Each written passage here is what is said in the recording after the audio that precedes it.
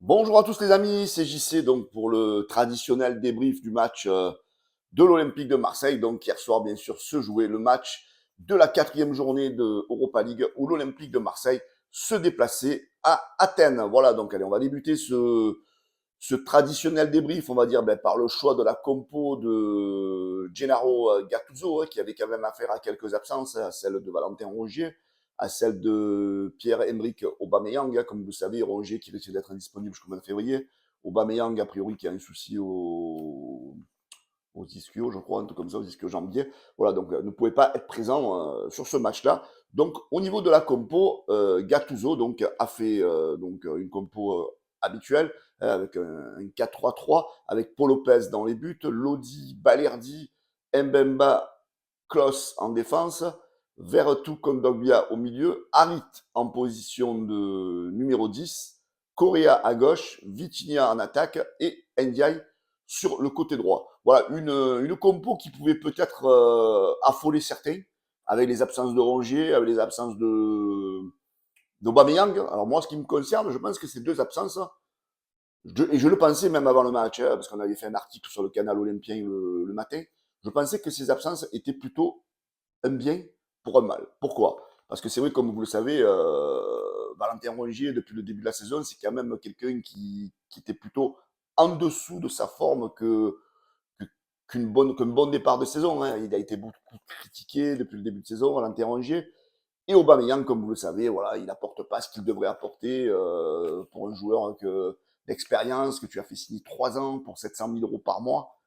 Donc pour moi, je suis vraiment déçu de ce joueur qui ne se donne pas à fond sur le terrain, je ne le sens pas concerné. Donc moi, je pense que cette compo-là, euh, au début, je la trouvais assez convenable, à part peut-être un ou deux petits trucs, peut-être le petit Ndiaye sur le côté droit, j'aurais mis peut-être Ndiaye à gauche, j'aurais mis peut-être Sarr sur le côté droit au départ. Mais voilà, donc on est parti sur cette compo. Donc un Olympique de Marseille qui a fait un match, on va dire, face à un adversaire de l'AEK Athènes. On va pas dire que l'AEK Athènes non plus été une grande Europe. Hein. L'AEK Athènes, je pense qu'hier soir a quand même donné un niveau, une opposition assez minime à l'OM. Hein. C'est pour ça que je suis heureux, on va dire, de cette victoire de l'Olympique de Marseille. Mais j'ai pas envie de m'enflammer. J'ai pas envie de m'enflammer parce que l'AEK Athènes, les amis, c'est quand même faible. Hein. C'est quand même faible. Euh, Notre équipe, elle a réussi quand même un gros match, surtout un gros match défensif. Hein. Défensif, je sais pas ce que vous en pensez. Paul Lopez, hier soir, il a quand même sauvé la baraque. C'est un peu grâce à lui, quand l'OM menait au score d'un but d'écart, que l'OM est resté dans le match, hein, parce qu'il a fait quand même des arrêts assez décisifs. C'est vrai qu'il est toujours très lent, très long à faire ses dégagements. C'est vrai qu'on craque devant la télé, parce que des fois, on perd 30 secondes, on perd une minute. Je pense que si on fait le cumul du temps perdu, justement, dans ce laps de temps à chaque fois, on va dire qu'il va toucher 20, 15 ballons, 20 ballons dans le. Je pense que si tu cumules le temps que tu perds, tu arrives facilement au quart d'heure dans le match. Hein, en termes de cumul, d'hésitation, de réflexion. Alors, il paraît que c'est Gattuso qui joue comme ça. Voilà. Donc, moi, ce que je vois, c'est que hier soir, il a fait les arrêts qu'il fallait faire. Il a maintenu l'OM, il a permis à l'OM de maintenir le cap. Donc, je dis franchement, chapeau pour Lopez. En termes de défense, la défense, elle a été quand même assez solide hier soir. Hein. Balerdi, vous voyez, qui est beaucoup critiqué, je crois que hier soir, il a été très solide aux côtés de Mbemba. Voilà, c'est un jeune qui, à mon avis, voilà, il faut arrêter un peu de le critiquer. C'est un jeune qui fait ses matchs, laissez-le grandir, arrêtons de le critiquer. Chancel a fait hier soir encore un bon match. En plus, il a été buteur, un beau but de la tête à la 25e minute, donc qui a permis à l'Olympique de Marseille de mener au score. Les deux latéraux, que ce soit Lodi, Klos, voilà, ils ont fait le taf, hein, ils ont été, voilà, ils ont eu un apport offensif, défensivement, ils ont été corrects. Lodi, bon, par moment, il prend un peu l'eau, on va dire. Le milieu de terrain, Kondogbia, Rongier, Kondogbia, Verretou, pardon, ont été très très bons. Kondogbia, franchement, il a été parfait, beaucoup d'interventions.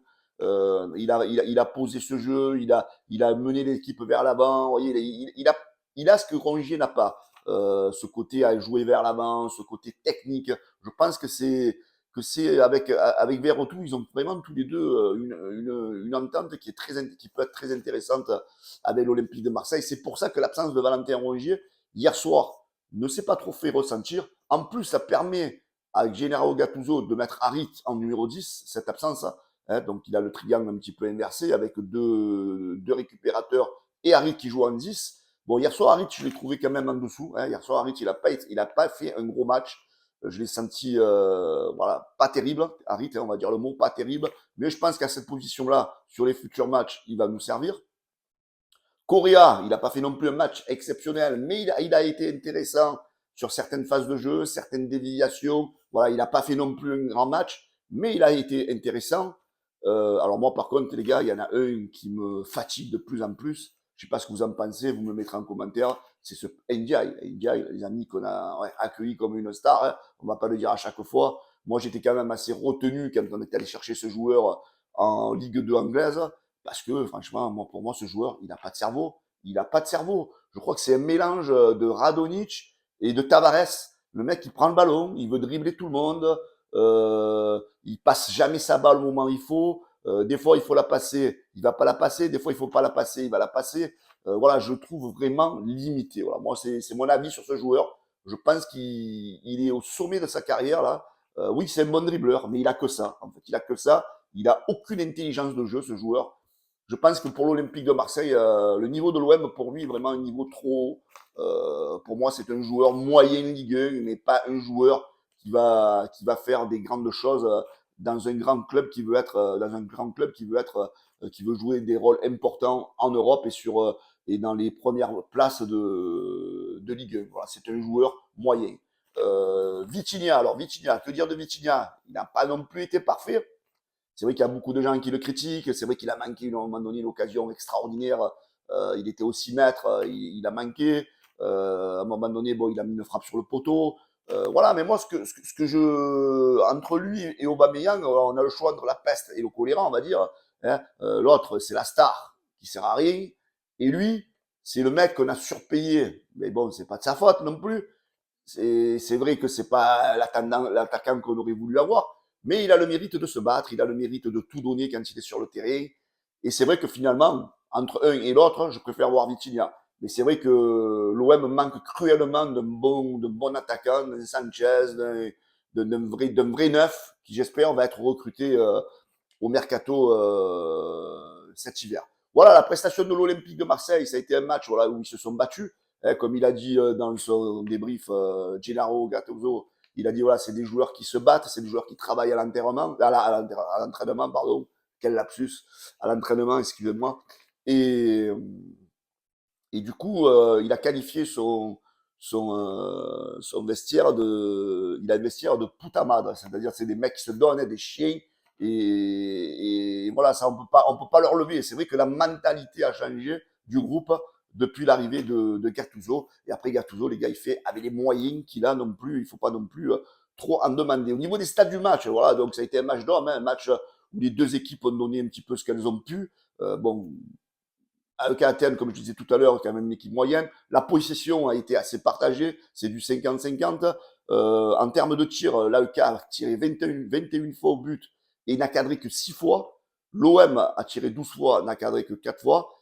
Voilà, on peut dire que nous, on a été quand même pas très efficaces, mais eux, je pense qu'ils ont été encore moins efficaces que nous, parce qu'ils en ont eu des occasions qu'ils ont ratées. Bon, il y a eu des arrêts de Lopez, mais c'est vrai que même eux, en termes d'efficacité, je crois qu'ils ont été encore plus mauvais que nous. Ils ont eu 15 corners, hein, on a que la défense, elle a quand même subi, elle a tenu. Je dis chapeau, moi je dis chapeau pour le caractère de l'équipe, chapeau pour ce qu'ils ont montré. L'OM est premier de sa poule, on a 8 points, Brighton 7, et après je crois qu'il y a comment ça s'appelle, il y a l'AEK avec 4 et l'Ajax avec 2. Donc au prochain match, on reçoit l'Ajax. Si tu bats l'Ajax, eh ben, tu vas jouer ta finale à Brighton. On part dans l'hypothèse que Brighton batte l'AEK Athènes. Donc tu vas jouer ta finale à Brighton. Ne pas oublier que si tu vas à Brighton dans cette position-là, le nul te suffira pour finir premier de la poule. Et n'oubliez pas que c'est très important, hein, parce que si tu finis second, tu es obligé de faire un 16e de finale face à une équipe d'Europa League, de Champions League qui va descendre. Donc voilà l'importance de finir premier de cette poule d'Europa League. Voilà, donc on voit que l'OM voilà, a donné tout ce qu'il a pu hier soir. Ça n'a pas été le plus beau des matchs, ça n'a pas été le meilleur des Olympiques de Marseille, mais on a gagné. on est content, on a le sourire et voilà les amis. Allez, allez l'OM et merci à tous. Pensez à vous abonner les amis à notre chaîne YouTube, à notre page Facebook, à notre chaîne Twitch et à notre Instagram aussi parce qu'on a développé le Instagram et le TikTok aussi. Voilà les amis, je vous souhaite à tous une très bonne journée et allez l'Olympique de Marseille. Ciao.